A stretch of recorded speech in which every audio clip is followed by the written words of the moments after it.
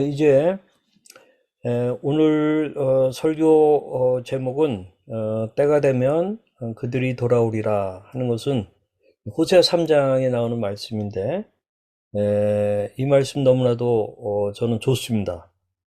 이것을 확신하고요. 다만 그때까진 우리는 어떻게 해서 좀 우리의 상황에 적용하면서 이 말씀을 보도록 그렇게 하겠습니다. 아, 참 안타까운 모습이죠. 일종의 알코올릭, 술 중독에 빠진 사람의 그 모습입니다. 저한테 굉장히 지금 한 사람이 아주 떠오르는데요. 제가 그 사람하고 관계는 거의 한 20년이 넘습니다. 이 사람은 문화계에 아주 그런 무대 감독을 고대 연극회를 나와가지고 연극 쪽으로 해서 이제 무대 감독을 오래 하면서 또 여러 가지 연극 그런 것들을 만들고 또 영상 만들고 하는데 아주 천재 같은 그런 사람이에요. 근데 이 사람이 이제 알코올릭이에요. 그래가지고 이제 그 20여 년 전에 제가 어떤 소개를 받고 이제 만나게 됐을 때에 좀 친해졌는데 어느 날 뭐 완전히 술고래가 되어가지고 전화가 왔는데 자기 이제 병원에 이제 앰뷸런스 불러가지고 이제 갈 거라고 하면서 이제 자기 스스로가 그렇게 그런 식으로 이제 이 병원에 가고 또 갔다가 나와서 좀 지내는 듯 하다가 또 들어가고 그런 걸 이제 반복하는 사람이에요. 그러다가 이제 이분이 제가 이제 복음을 좀 전하게 되니까 또 뭐 잘 받아들이는 듯 하다가 이제 술 먹고 뭐 하여튼 막 굉장히 비관적인 얘기를 하는 거예요. 그래서 제가 이제 그 형제한테 그 소리를 빽 질렀어요. 그러면서 전화통에다 대고 예수 그리스도의 복음이 그렇게 별 볼 일 없는 줄 아냐고. 당신의 술 문제 따위를 못 고칠 거라고 믿냐? 그랬더니 이분이 술 기운에 정신이 번쩍 들면서 네네네. 그러면서 이제 그다음부터는 상당히 이제 달라졌는데 그래서 이제 제가 존경하는 또 후배 목사에게 그 교회와 그 집에 소개하고 이분이 아주 많이 변했어요. 그래가지고 이제 또 그 교회에서 문화 콘텐츠 같은 것들 굉장히 잘 만들고 한 15년 정도를 그렇게 술도 안 먹고 그렇게 이제 잘 했어요.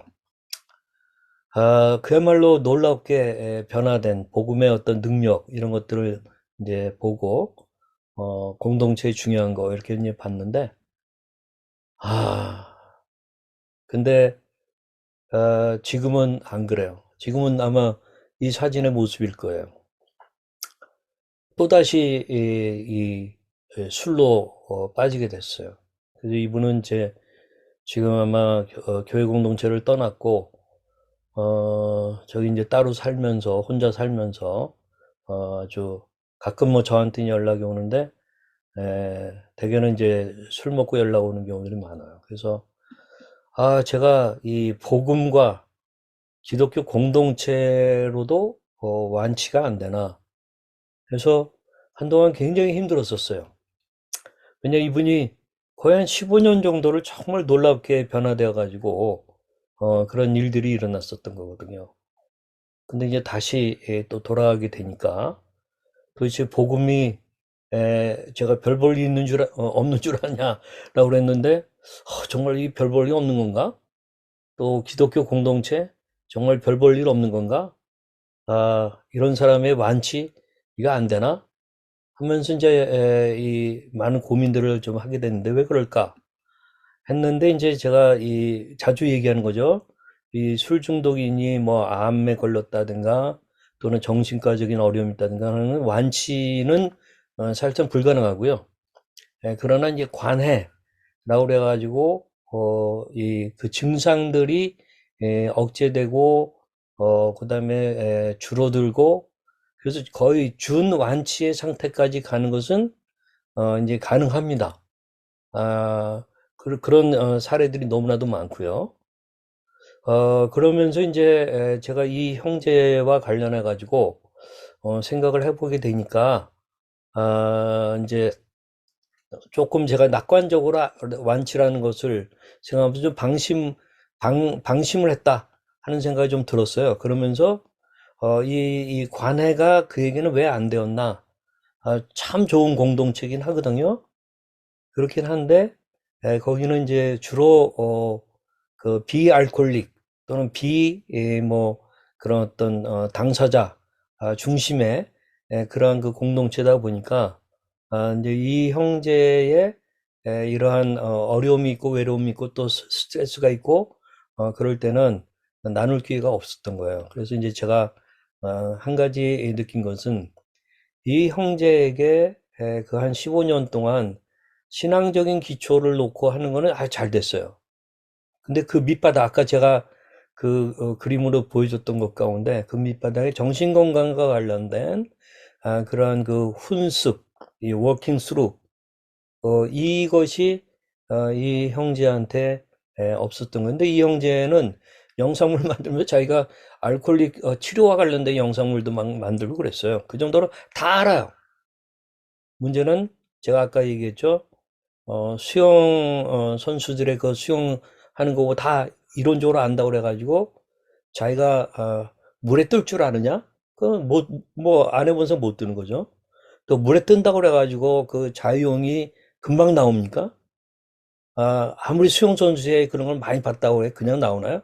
안 나와요. 이용재는 심지어 알코올릭을 위한 영상까지도 만들고 그랬던 사람이에요.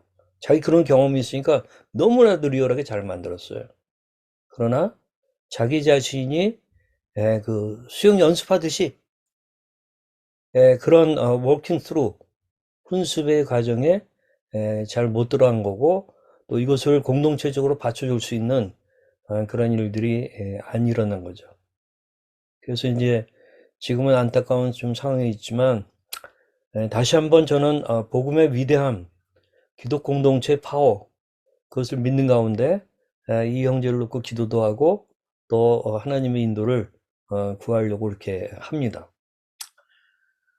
우리가 이제 네, 요거는 제가 조금 뭐 나중에 얘기하겠고요.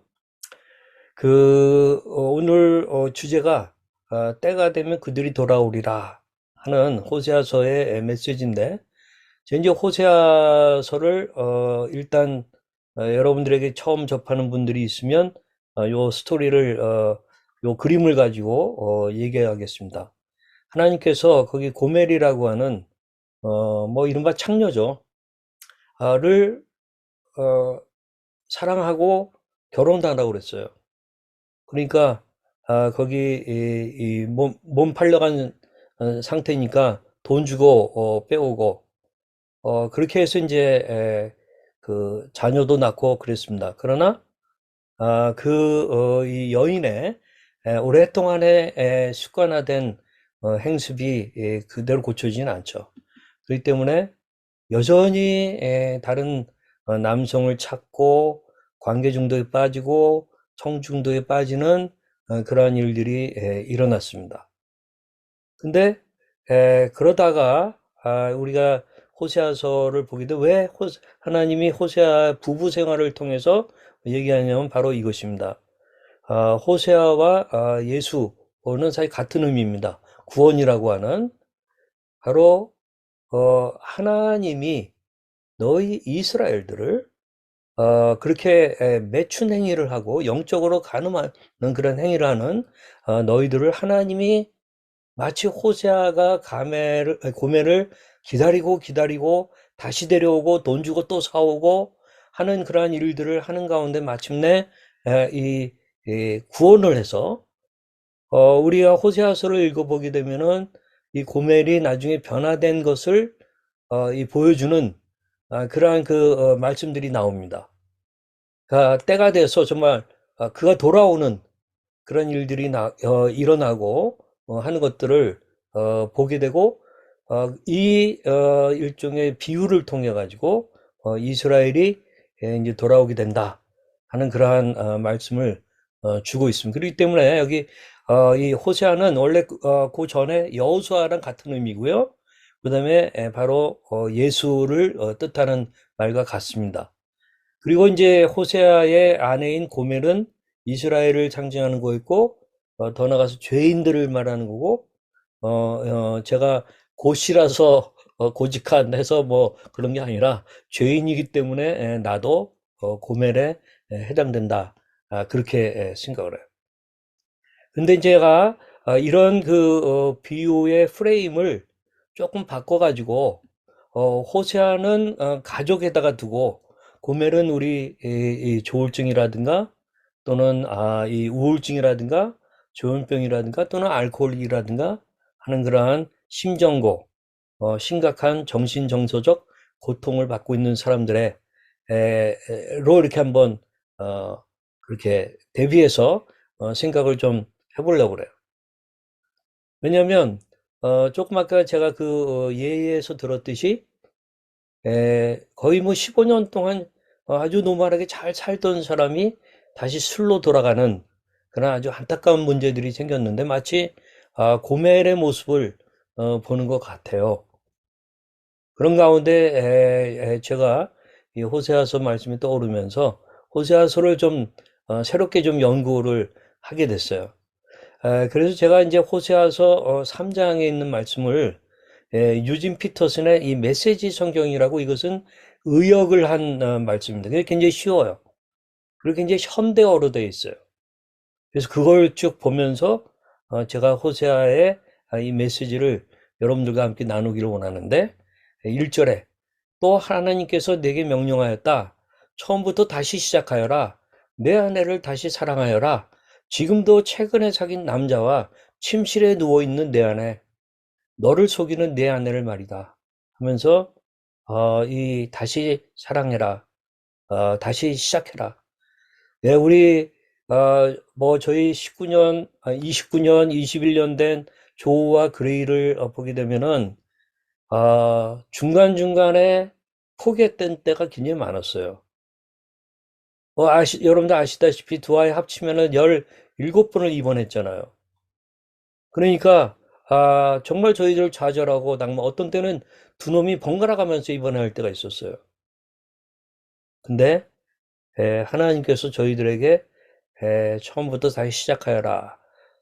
여기 네 자녀를 두 아들을 다시 사랑하여라 하는 그런 메시지를 준 것으로 이렇게 돌아보게 됩니다.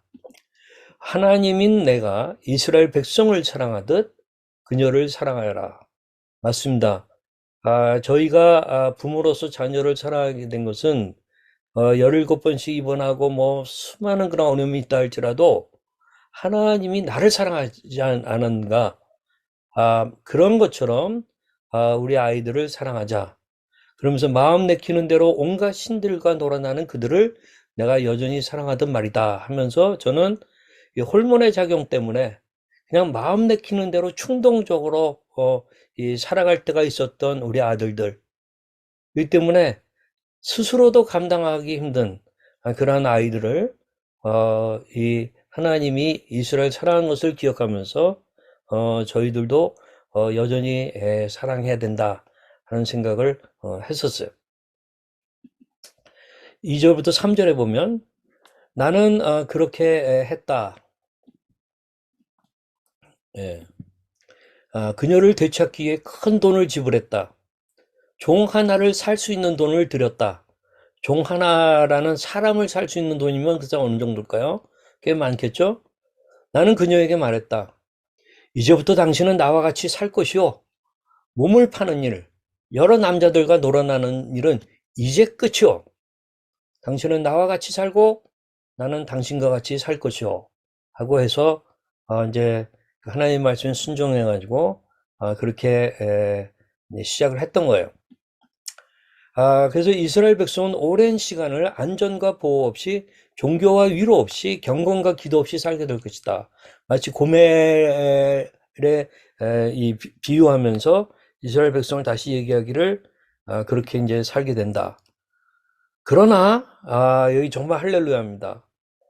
반복해서 막 돌아가고 다시 뭐 다른 남자들을 쫓고 뭐 그랬던 고멜이지만 때가 되면 그들은 돌아올 것이다 하면서 이스라엘에 비유해가지고 고멜도 돌아오게 되는 것을 암시하고 있는 것이죠. 이 이스라엘 백성은 그들의 하나님과 그들의 다윗 왕을 찾아서 돌아올 것이다. 연단받은 그들이 돌아와서 뭐 아시리아에 의해서 바벨론에 의해서 엄청난 고통을 받고 연단을 받은 그들이 돌아와서 하나님을 경외하며 살 것이다. 그분이 주시는 온갖 좋은 선물을 받아 누리면서 그분의 사랑 이야기에 결말을 맞을 준비를 할 것이다 하면서 마침내 바뀌고야 말 것을 이야기하는, 예언하는, 약속하는 그런 것들이 여기 나오는 것을 보고 있어요. 저는 이미 이 일이 우리 두 아들들에게 일어났어요. 그러나 제가 방심할 수 없죠. 아내도 방심할 수 없죠. 여기 연단받은 그들이 돌아와서 하나님을 경외하며 살 것이다 라고 심플하게 얘기하고 있지만, 돌아오는 것은 하나님의 은혜지만 그 돌아온 이스라엘 백성들이 하나님의 말씀 속에서 그 원리를 가지고 자기네들이 적용하고 순종하고 하는 훈습의 과정, 이 워킹 스루, 이 과정들을 밟아가게 된다는 것들을 여기에서 이제 암시하고 있는 것이죠. 그런 가운데 그들은 하나님이 주시는 온갖 좋은 선물을 받아 누려요. 그분의 사랑 이야기의 결말을 맞을 준비를 하는 그런 일들이 일어나게 된다 하는 그런 이야기인 것입니다. 그러면서 10장에 보게 되면 제가 그냥 빨리 좀 읽겠습니다. 고멜을 두고 또는 이스라엘을 두고 하는 그러한 하나님의 얘기입니다. 에브라임은 곡식받기를 좋아하던 잘 훈련된 암송아지였다. 지나가다 그녀의 특실하고 매끄러운 본 나는 에브라임에게 멍에를 씌우고 들에서 부리고자 했다. 하나님이 이스라엘을 이렇게 사랑하게 됐다는 얘기입니다. 유다는 밭을 갈게 하고 야곱은 썰매질을 시키려 했다. 그래서 뭘 기대했냐면 의를 심어서 사랑을 거두기를 원했다. 하나님이 이스라엘 사랑했던 건 그래서 그런 거예요. 호세아가 고멜을 사랑해서 아내로 데려온 것은 옛생활을 끊어내고 의를 심고 사랑을 거두고 정말 스위트홈을 만드는 그런 것들을 원하는 거예요. 그러면서 여기 하나님이 이스라엘, 자, 준비된 땅을 갈자. 하나님과 더불어 땅을 갈자. 마침내 의가 무르익고 수확할 때가 되면 그분이 오실 것이니 하면서 이러한 그 기대가 있고 희망이 있다 하는 것들을 얘기하는 거죠.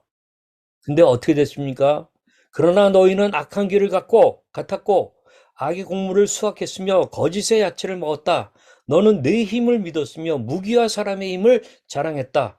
전쟁이 내 백성 가운데 화산처럼 터져서 너의 방어진들이 모조리 쑥대밭이 되고 말 것이다 하면서 그들의 어떤 불순종하는 삶에 대해서 아주 이러한 일들이 징계가 일어날 수밖에 없다 하는 것을 이야기하는 거예요. 승리한 살만왕이 베다벨 성을 쑥대밭으로 만들고, 그 다음 말은 정말 끔찍해요. 엄마와 아기들을 바위에 메어치던 때처럼 될 것이다. 아마 우크라이나 전쟁, 러시아 전쟁에서 이러한 일들이 폭탄에 의해서 일어나고 있을 거예요. 자, 이런 일들이 일어나고 말 것이다 하는 그런 얘기를 하고 있어요. 이것이 바로 너희 하나님의 백성이라는 너희 앞에 놓인 일이다. 이것이 모두 너희가 저지른 전대미문의 악 때문이다. 뭐 때문이냐? 너희가 저지른 전대미문의 악 때문이다. 어느 날 아침 너희가 자리에서 일어나 보면 이스라엘이 왕과 왕국도 사라져 버린 것을 보게 될 것이다. 이제 그런 얘기를 하면서 호세아서가 14장이 마지막인데요. 그러나 이스라엘이 결국은 돌아옵니다. 또 호세아 아내 고멜도 돌아오는 것을 거기서 이야기합니다. 거기 14장에서 나오는 그 아주 희망에 찬 이 모습을 한번 보겠습니다. 오 이스라엘아 돌아오너라. 너희 하나님께 돌아오너라. 너는 거꾸로 졌지만 아주 끝장난 것은 아니다. 참회를 준비해 하나님께 돌아오너라. 그분께 기도하여라. 우리 죄를 없애주시고 우리 참회를 받아주십시오. 우리의 회개 기도를 속죄물로 받아주십시오. 아시리아는 우리를 구원하지 못합니다. 그 군마들은 우리를 원하는 곳으로 데려다 주지 못합니다. 다시는 우리 손으로 만든 것들에게 우리 신이여 하고 말하지 않겠습니다. 주님은 우리의 마지막 희망이십니다. 예, 주님은 우리의 마지막 희망이십니다. 고아를 불쌍히 여기시는 분은 주님밖에 없지 않습니까? 예, 주님이 인간의 전대미문의 악 때문에 인간에게 고통스러운 일들을 그냥 허락해요. 그렇지만 주님은 고아를 불쌍히 여기는 그 일에 있어서 인간들이 하지 않는 그것을 원래 하시는 분들이고 하나님이 주는 메시지를 통해 가지고 여기 순종하는 인간들이 소수 있는 것이죠. 그러면서 여기 주님은 우리의 마지막 희망이십니다. 그러는데 저는 우리 이 조울로 우울로 또 조현로 되신 분들과 관련해 가지고 재발이 되고 다시 엎어지고 이런 일들은 수없이 많이 일어나지만 여러분들 포기하지 않기를 바랍니다. 주님은 우리의 마지막 희망이십니다. 주님은 우리를 돌아오게 할 것입니다. 그냥 한번 돌아오고 다시 또 돌아가는 그것이 아니라 스테디하게 하나님의 자녀로 풍성한 삶을 살 수 있도록 도와주는 일을 하실 것입니다. 그런 사례들은 많이 있습니다. 여기 14장 4절부터 8절에 내가 그들의 방자함을 고쳐주고 그들을 아낌없이 사랑하리라. 이제 나의 노가 다 풀렸다. 내가 이스라엘과 다시 시작할 것이다. 그는 봄철의 백합화처럼 활짝 피어나리라. 상수리 나무처럼 깊이 뿌리 내리고 거대한 숲을 이루리라. 거대한 숲을 이루리라. 어떤 단어가 떠오르세요? thrive, 번성하는 모습이죠. 그러한 일들이 일어난다는 거예요. 그는 거목처럼 장려해질 것이다. 백향목 숲 같은 향기를 낼 것이다. 예, thrive, 번성하는 일들이 일어난다는 거죠. 그의 곁에 있는 자들도 그로 인해 복을 받아 황금 들판처럼 번성하리라. 예, thrive. 모두가 그들에 대해 이야기 꽃을 피우며 그들을 두고 하나님의 으뜸가는 자녀라 칭송할 것이다. 하나님의 으뜸가는 자녀. 이게 다 부모들의 로망이고 부모들의 한 아니에요? 자기 자녀들이 일종의 트로피 같이 부모의 트로피처럼 되는 이것도 일종의 스라이브, 번성한 삶의 한 모습이에요. 이 일이 하나님에 의하여서 일어나게 된다는 것을 여기서 이야기해 주고 있어요. 저는 우리 두 아들과 관련해서 그 아이들이 우리의 수치가 아니라 우리의 트로피가 될 거라는 것을 믿습니다. 그것을 통하여서 하나님께 영광 돌리는 사람들이 나오는 그 일이 더 많이 일어날 것을 저희는 기대합니다. 우리가 잘나서요? 아니에요. 하나님의 은혜로. 그러나 우리는 뭘 해야 되죠? 여기 그러면서 에브라임은 이제 가짜 신들과의 관계를 끝냈다. 이제부터 그에게 해답과 만족을 주는 이는 바로 나다. 나는 풍요로운 과일나무와 같다. 내게 필요한 모든 것이 내 안에 다 있다. 그러면서 참으로 잘 살고자 한다면 이 사실을 분명히 알아두어라. 정말 좋은 것을 찾고 싶다면 이 사실을 철두철미하게 새겨라. 하나님의 길은 너희를 그 원하는 곳으로 데려다 준다. 여기 하나님의 길,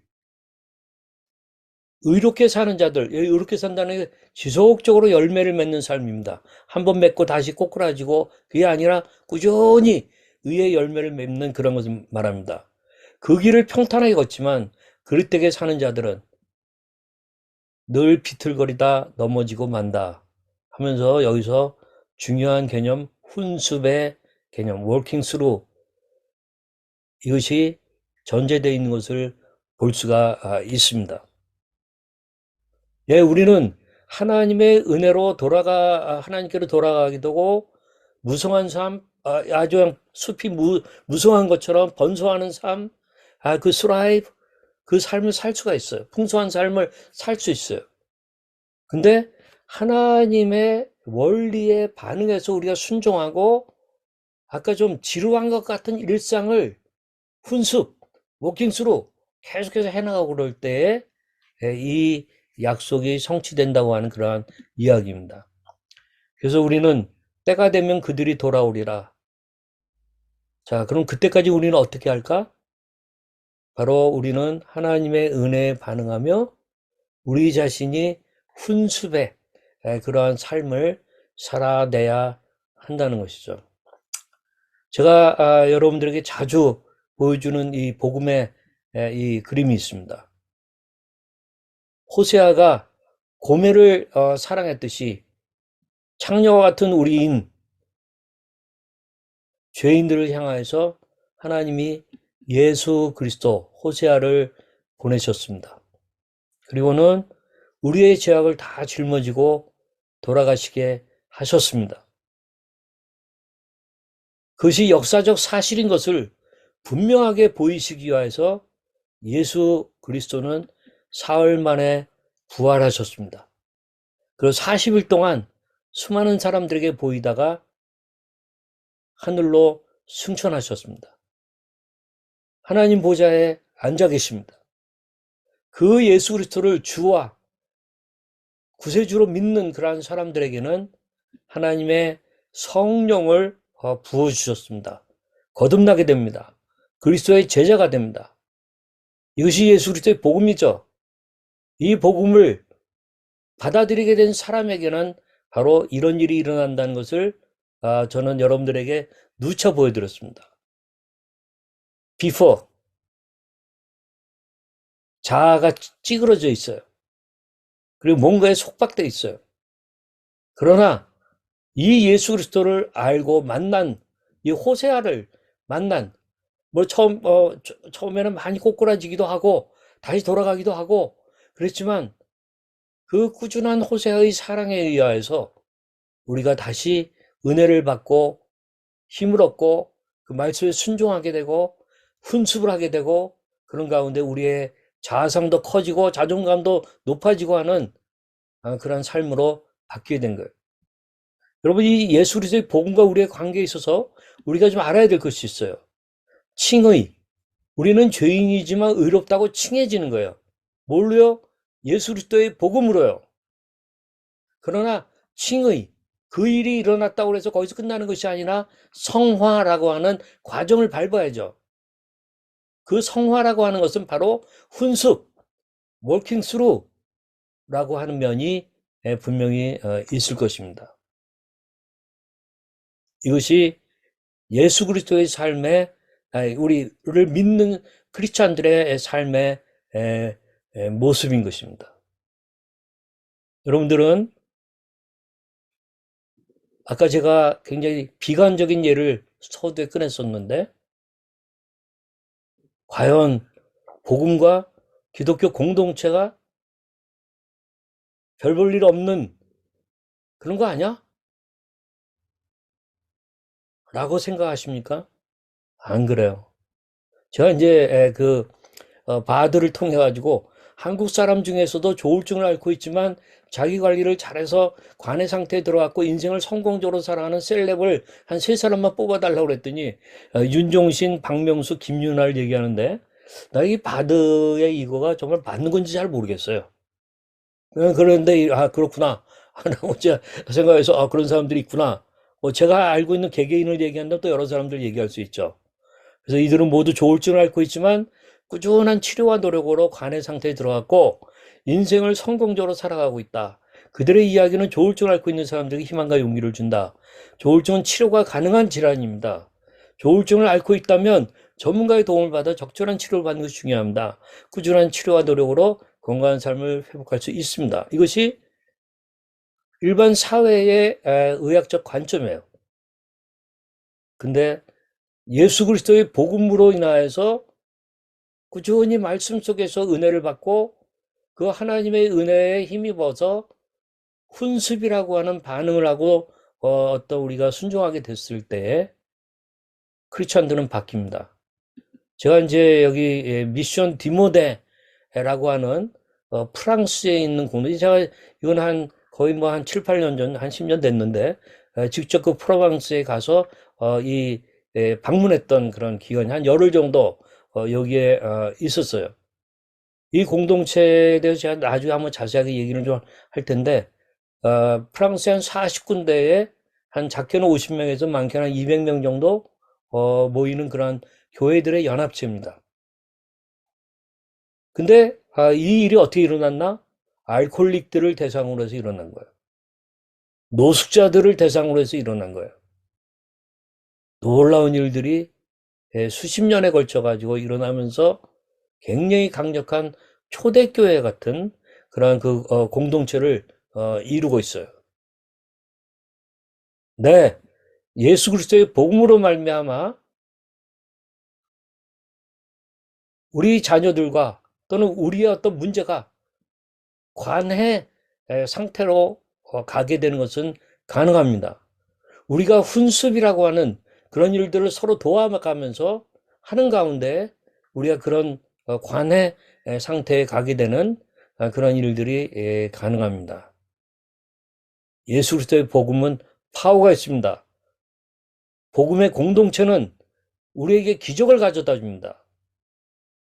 우리가 그것을 믿음으로 붙잡고 함께 나갈 수 있기를 바랍니다. 우리 같이 기도하도록 하겠는데요.